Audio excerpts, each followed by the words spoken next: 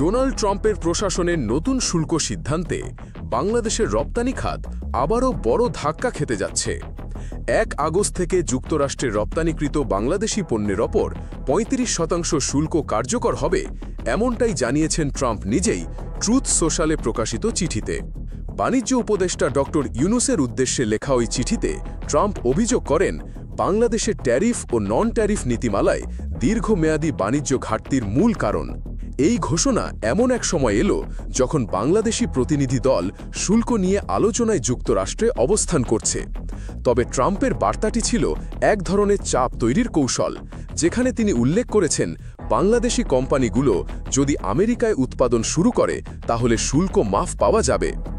একদিকে যুক্তরাষ্ট্রের অভ্যন্তরীণ শিল্প সুরক্ষা, অন্যদিকে বাংলাদেশের রপ্তানি নির্ভর অর্থনীতি, এই দ্বন্দ্বের মধ্যে পড়ে গেছে দ্বিপক্ষীয় সম্পর্ক।